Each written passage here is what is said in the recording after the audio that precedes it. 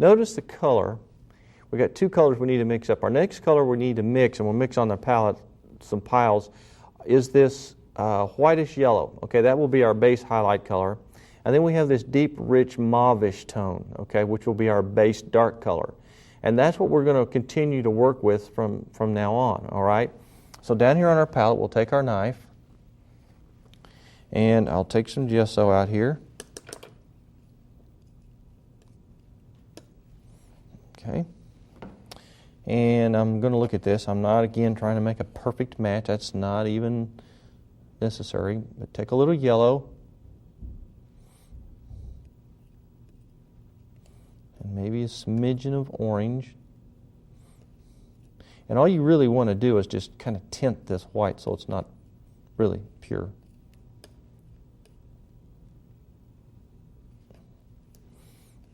But you can see that's not white. It's definitely got a yellowish, sort of almost a golden color to it. It's really effective for skies.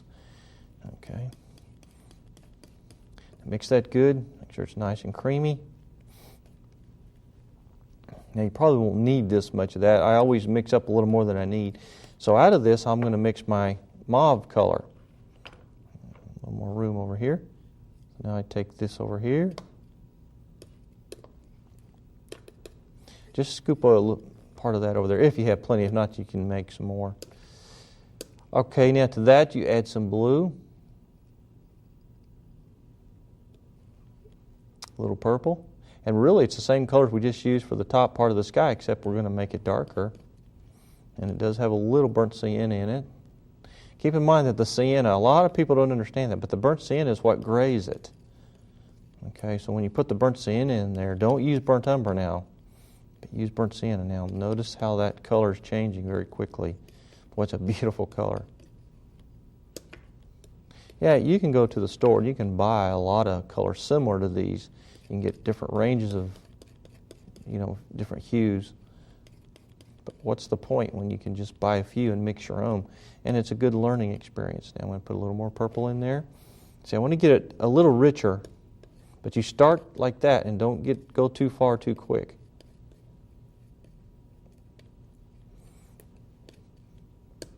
Now, you can see we're getting pretty close there, but it's still not quite dark enough. I'm going to put a little dab up there and say, no. Okay. Put just a little touch more blue. And I'm going to even add a little cad red light. The cad red light is a wonderful changer, color changer when you're working with these purples. Okay, I think we can live with that. Now you can darken that from time to time as you need to on the canvas, okay? But now we have our basic values mixed up, which is really all that is just really necessary right now. Now you're going to need to switch to your number 10 bristle brush. Now I want you to notice something. A lot of you will think I'm using a filbert. Now you know a filbert is a brush that you can buy that's pre-formed on the end like this. Now put this up here where you can see it against this white canvas. Notice that it is rounded. See how it's rounded there? All right, that's just from use, scrubbing, and that's what we want to do. You can buy a brush already made like that, but the problem is it wears down to a nub much quicker. So I always buy one. Here's a fairly new one. It's a smaller size, but you see a new one starts out real flat, just square, and then I start scrubbing, and it wears it down to the rounded. So I would just recommend that you go ahead and buy a regular brush like these, the big flat bristle, that's what this was, and then wear it down. Don't spend a lot of money and time buying things you just don't have to have. Alrighty? Okay. Now let's go up here and begin the process. Now please remember that when you're doing a sky like this, you have to think about composition every time you make a stroke. This whole area now, as you'll see, starting probably about right here,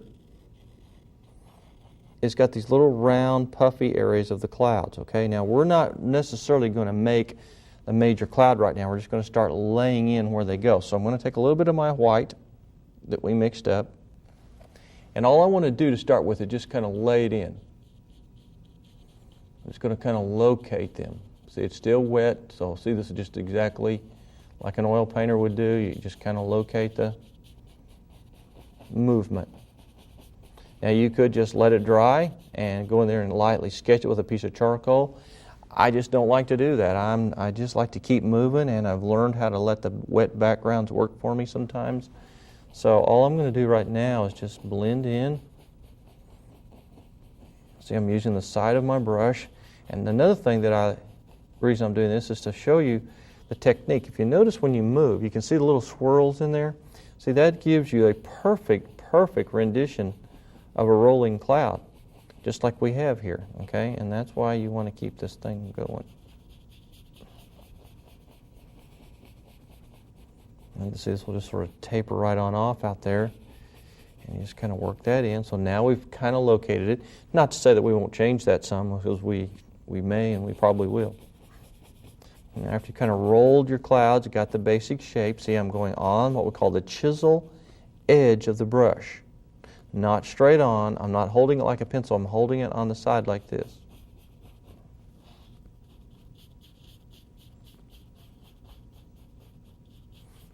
Okay.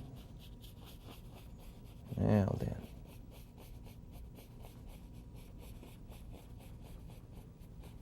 Does that make sense to you? Good. Now, after you've gotten that sort of established the basic shape of those clouds, now we start down here with the darker values. Now this is where the fun really begins, okay? Now you take the same brush. You can kind of wipe some of that out if you want to. You take your mauve-ish color and you start up here like this. Now notice the difference here in the contrasting colors. That's what really makes this work. But even there, these also have some light values and dark values within them, but don't worry about that yet. We're just after the basic form. So right now you just go in and we locate and create your form. See, I'm using my brush sideways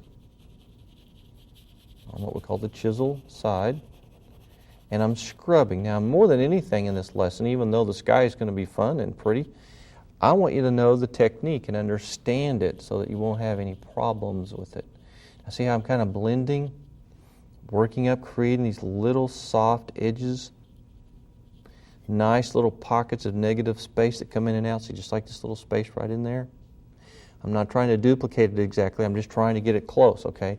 Because you can kind of have fun being your own boss here. So another thing about being an artist, you get to be the boss. Okay, work it up.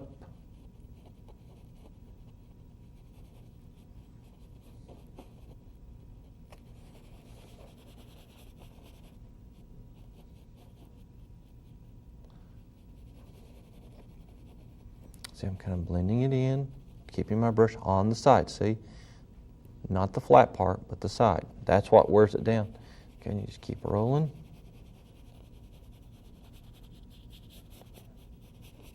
And this is how you blend, by turning your brush sideways and scrubbing.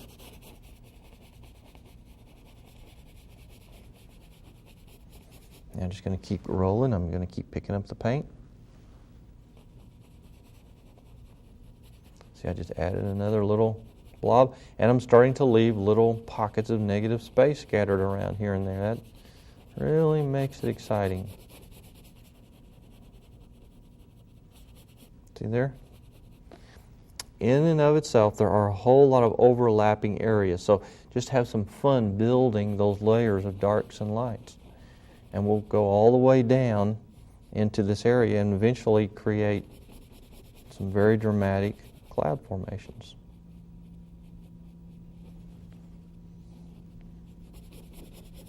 Kind of like scumbling.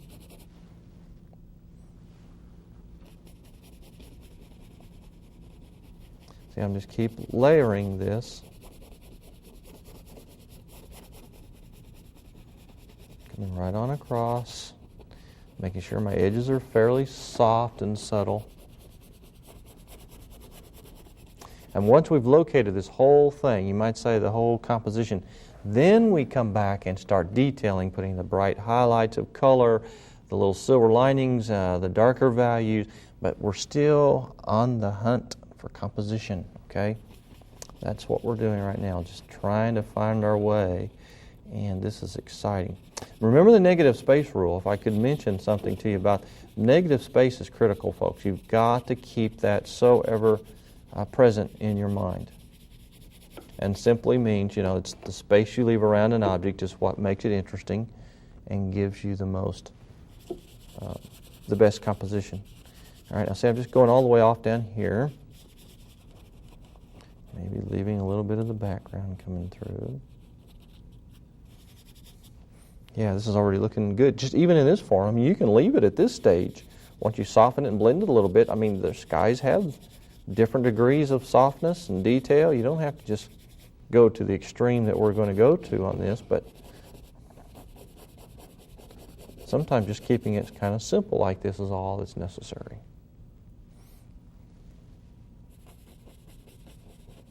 See, I'm just building. And as I go now, here's the secret. When you get into an area that's large like this, where you have this much darkness, built within that darkness, you're going to see different values. In other words, just a touch more white in that will change it where it's not all the same color. So as I go, I will add touches of the white. See, like that. And that will tone it here and there. I just kind of scumble and scrub back and forth using the side of the brush. Sometimes I'll pick up a little of the white, like say right there, and I may just throw some in just to change the value of that in that particular area.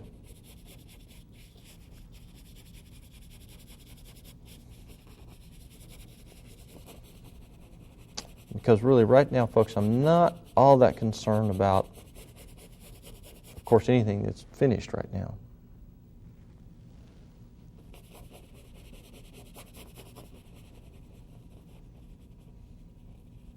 Be constantly aware of the compositional impact. Your eye must flow gracefully through here.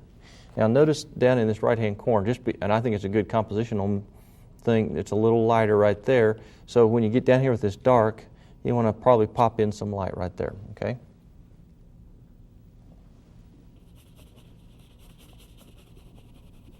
Let's go ahead and work this in. Now notice another thing that I'm not doing. When I put a color on there, I don't just work it to death. I move around. That's how you get all these little interesting edges and third dimensions and the overlaps and so forth.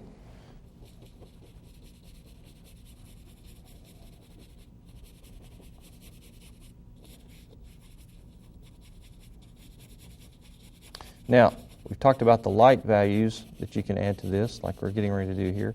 You can also add darker values. You can make this much darker. I don't think we're going to need to, based on what I'm seeing here. But, say for instance you want to darken this. I'll just, for the heck of it, go ahead and show you. Just take a little blue, say a touch of burnt sienna, and a touch of purple right on your brush. See, just like this. And you can put it in like this. Now watch. Just put it on and blend it in while that's wet.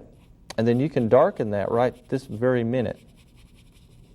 You don't have to mix a big pile of dark paint, but if you need some darker value, for some reason, you can just go ahead and add it, blend it right on the canvas. Okay, now over here, we're going to take our color that we had up there, the whitish color, and we're going to block this in down here. And that will be sort of like the skies coming through on the back side there.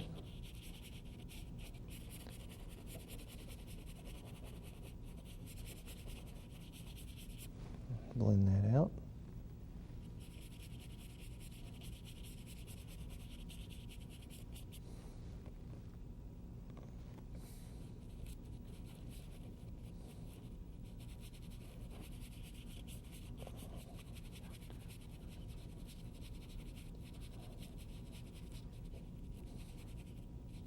Yeah, you see how beautiful that is already? Folks, we are just getting started. But look at how beautiful this is. It's just because it's so soft and subtle.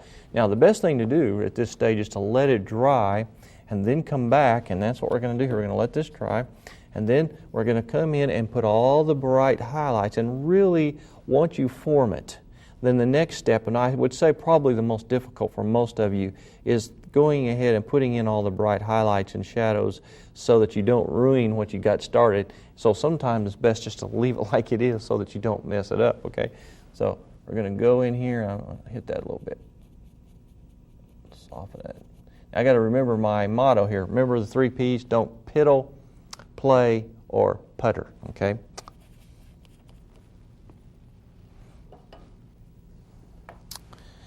Okay, now we're going to switch brushes to our number 6 bristle brush.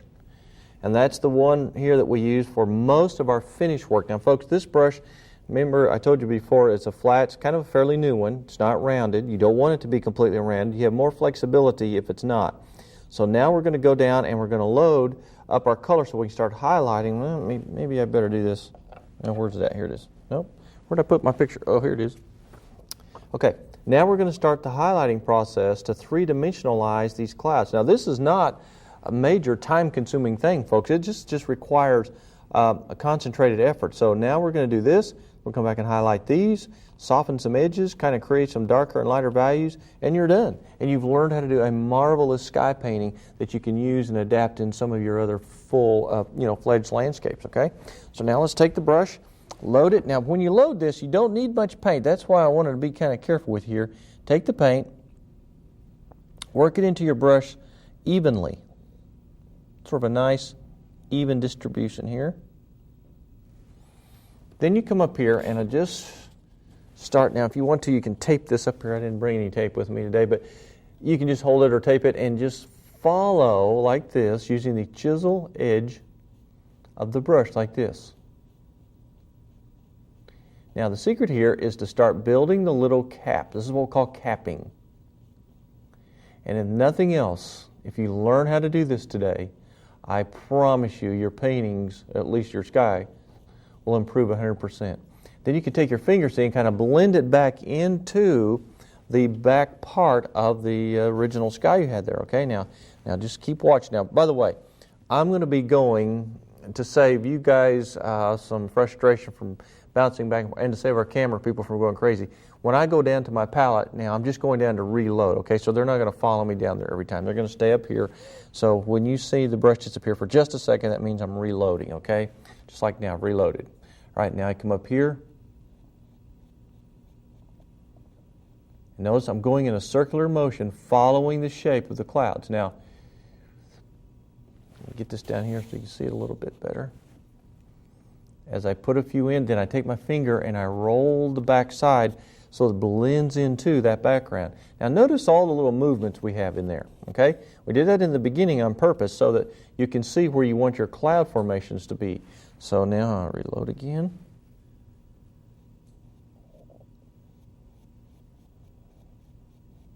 So what I'm doing is I'm just loading on top of these little moving areas that are already there. And you blend them back. Now you don't have to use your finger.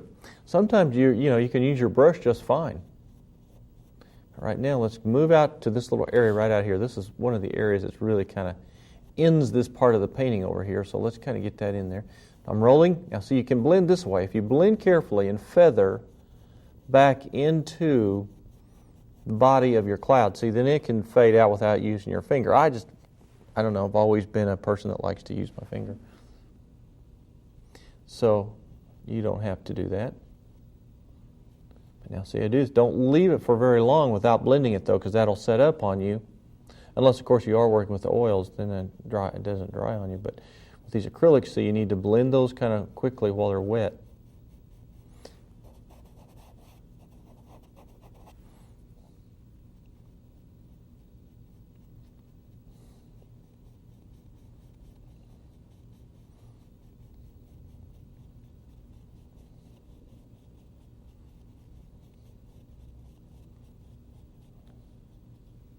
You see, I'm kind of, as I go out here, I feather my brush just like this. Kind of roll it. And that's how you get these little wispy clouds at the edge that go out this way.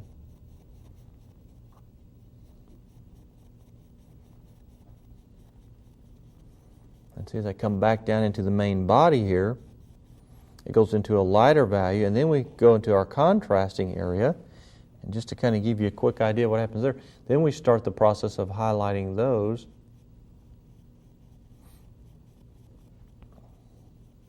But we're going into a darker area now. You see, from light to dark. Here we went from light to dark, but it goes back into a light again. So you're going to start getting a huge variety of different, things that happen from transitions from lights to lights to darks to darks to darks to lights and so forth. Then you can get in here and you can kind of scumble and scrub to kind of create some areas where it's more of a solid mass of hazy cloud and it's not just so individualized. So you can do a lot of this too. This is nice. If you come right in here, for instance, you might want to open up this little pocket, make it a little lighter right in through there just by scumbling, see? See how beautiful that did? I just came right in there and brought that out. I'm going to reload again. Now put this on a little brighter, a little thicker. Now the thicker you put this on, the better this looks. For the finishing touch, that is. Now, by the way, this is not the final highlight. This is what we call the form highlight. This is the one that gives it its pretty much its true form, you might say.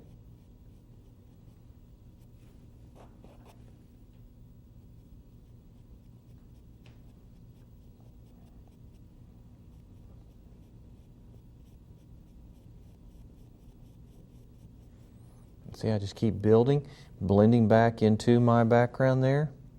Now this kind of gets a little repetitive after a while, so that's why I like to do these studies and get you started and make sure that you're feeling good about it, and then move on into another area. Because this is something you can just do on your own once I get you started. But there's so many unique little variations of this. Actually, just about everything we do here is different, so we'll see what happens. Now just go, see how I'm moving now down here. I had the extreme dark against the extreme light, and boy, that really makes a great contrast. See, it's a constant rolling motion. That's how you get the movement of the clouds in there.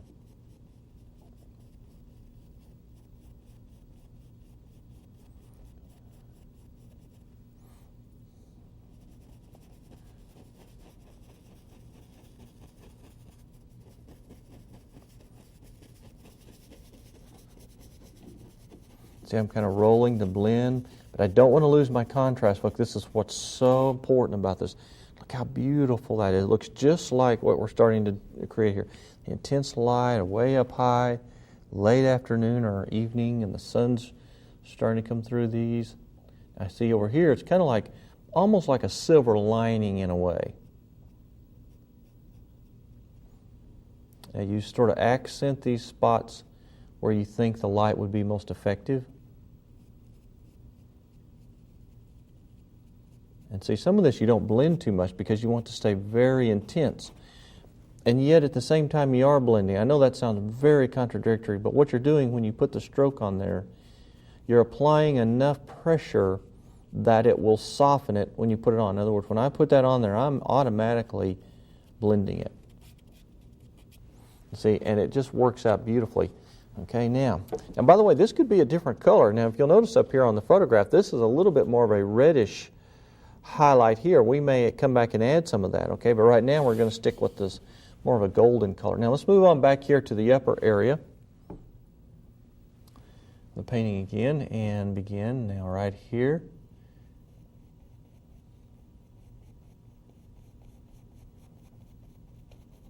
A nice contrast against that bluish gray background. Really makes the cloud stand out nicely. See how I'm kind of rolling.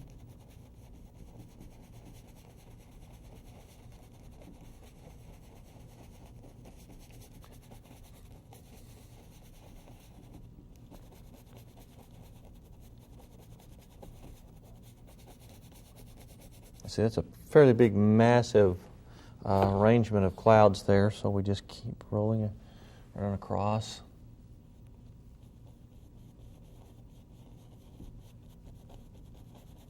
See, I'll give you another example of what neat about these kind of studies. You may just want to do a sky like this, and I have seen many, many artists do this, and myself included. Sometimes I may just do a beautiful sky formation, and this is great to put an eagle flying in, or something that's got some sort of feeling like that. Or I've seen people that like to paint airplanes. You got to learn to do a sky if you're going to be an airplane painter, especially if they're flying. Because, so if you like to paint that, well, you can do that. I've seen people do things like, hot air balloons and anything you put in the sky. You need to learn a good sky to back it up. So, folks, that's why this is important. Or perhaps the sky is the most important part of a good landscape. Well, learn how to make it work for you like this.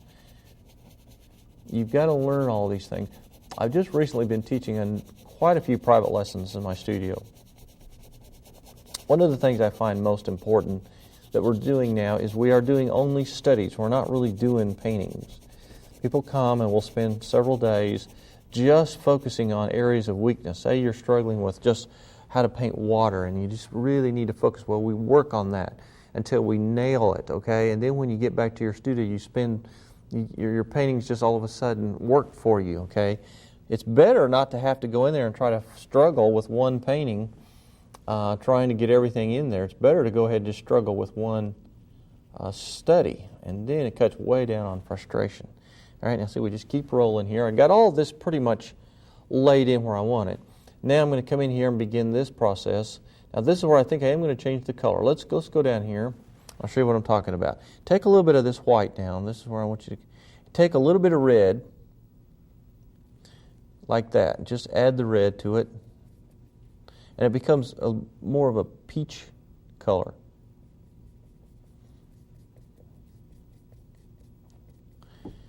All right. Now let's come up here. I like this color. I may have gotten it a little strong. We'll see. I don't know. I kind of like that. Let's go across here.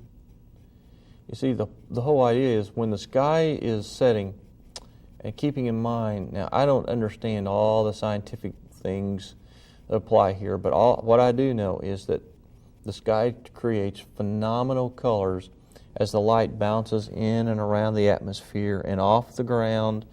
And out in New Mexico, where they have such wide open spaces and all the hills and the mountains, sometimes the colors reflect. At least this is what somebody told me that sounded like they knew what they were talking about. Out there, there's so many minerals, in the ground, and so many rock formations that have so much color that sometimes you can actually reflect light back up off of that to create different colors in the sky and in your ground. That's why so many artists congregate out west, because of the intense colors. And you see that's a little softer, richer, warmer color. So I'm going to use a combination of the white and the peach now as I go through and develop these formations, because it creates a little bit more of an interest, not just a contrast, but an interest. Warmer colors kind of get you away from just the yellowish white.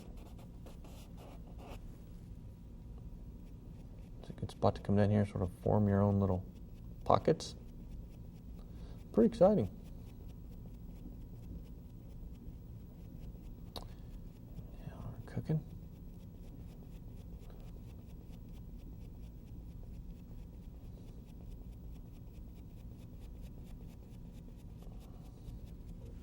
Okay, see how you just develop your cloud formation to make you feel good about what you're doing. Now there's some place where you don't even highlight. Like right here you may not highlight. Down here you may come in and highlight a little bit.